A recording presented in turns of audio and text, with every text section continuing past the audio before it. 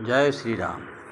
आजकल तो ब्राह्मण लोग दान तो लेते हैं, कर्मकांड तो करते हैं, लेकिन गायत्री मंत्र जप करना नहीं चाहेंगे। अगर करने का मन भी हुआ कभी तो केवल माला लेकर के गायत्री मंत्र को जप कर लिया, लेकिन गायत्री मंत्र का फल पूर्ण रूप से तब मिलेगा जब संध्या बंदन के साथ में हम करेंगे। संध्या बंदन में जो चीज़ें अनिवार्य है, उस भस्म करने की शक्ति है, उसमें अनेक प्रकार के ऐसे मंत्र हैं, दैनिक पापों को भस्म करने की बात बतलाई गई है। तो हम जब संध्या बंदन नहीं करेंगे तो पाप भस्म कैसे होगा। अब कुछ विद्वान क्या कहे जाएंगे, जो संध्या बंदन करते नहीं हैं तो उनको विद्वान कहा नहीं जाएगा। विद्वान कहने का अधिकार वही प्राप्त करता है जो संध्या बंदन करता हो, अन्यथा विद्वान नहीं है। भाषा को पढ़ लेने से विद्वान नहीं है। तोते की तरह वैदिक मंत्र को पढ़ लेने से विद्वान नहीं कहा जाएगा। वो तो याद कर लिया बोलता है, वो विद्वान नहीं कहा जाएगा, वो सर्वश्रेष्ठ नहीं कहा जाएगा। और उनकी छवि भी हमेशा धूमिल ही बनी रहेगी, नहीं तो अंततोगत्ता तो धूमिल हो ही जाएगी। वो भी नहीं होगा तो बच्चों में धूमिल हो जाएगा। कोई न कोई बच्चा शत्रु दुश्मन इत्यादि होगी या उटपटांग, जैसा भी भगवान जाने। इसलिए अगर किसी का दान लेना है, कर्माकांड करना है, त्रुटियाँ तो सब में होती है, तो उसमें सुधार के लिए और उसकी क्षमा याचना करने के लिए केवल गायत्री मंत्र संध्योपासन कर्म ही है। माला ले लिया, बाकी कोई देवता उस पाप कर्म को क्षय करने की शक्ति नहीं रखता है।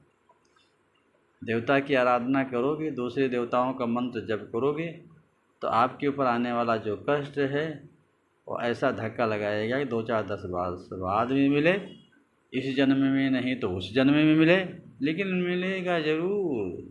अवश्य में यह भोक्तव्यम कृतम कर्म शुभाशुभम, अवश्य भोगना पड़ता है।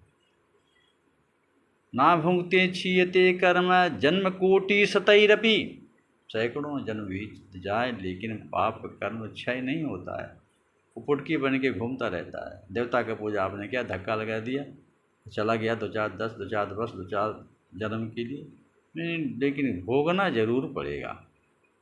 देवता में पाप क्षय करने की शक्ति नहीं है। आपने उसको खिलाया, आपको देवताओं का भोग लगाया, पूजा पाठ की, आराधना की, स्तुति की, उन्होंने आपका वर्तमान दुख टाल दिया बस, लेकिन वो दुख टला नहीं है, वो कहीं कोष में खजाने में है, कभी न कभी भोगना पड़ेगा। गायत्री मंत्र में संध्योपासन पासना के साथ में जब किया जाता है तो गायत्री मंत्र में ही ऋषियों ने, वैदिकों ने, मुनियों ने, पुराणों ने, उपनिषदों ने, स्मृतियों ने न जाने कहाँ कहाँ बात बतलाई गई है। घोषणा के साथ में कर्मकांडी ब्राह्मण, दान लेने वाला ब्राह्मण संध्योपासन कर्म अवश्य करे। करना तो सभी ब्राह्मणों को करना चाहिए, सभी को करना चाहिए। ये नहीं करते हैं तो कम से कम दान लेने वाला भक्ति तो करे, अन्यथा कोई रास्ता नहीं है, कोई बचा नहीं सकता है। अब ये तो नारायण की शरणागति ले, सर्वधर्मान परित्यज्य मामेकम शरणं व्रज अहम ता सर्व पापेभ्यो मोक्षयिष्यामि मा शुचा, उसके पाप को भस्म करके मैं मुझ को प्रदान कर देता हूँ। लेकिन शरणागति कैसे, सब कर ममता ताग बटोरी, मम पद बांधे मन डोरी। सारे परिवार समूह, काम काज इत्यादि को सोना उठना बैठना जागना खाना पीना सब कुछ भगवान को ही समर्पित करके कैंकर्य रूपम कैंकर्य लक्षण विलक्षण मोक्ष भारजयी रामानुजो विजयते यतिराज राजा।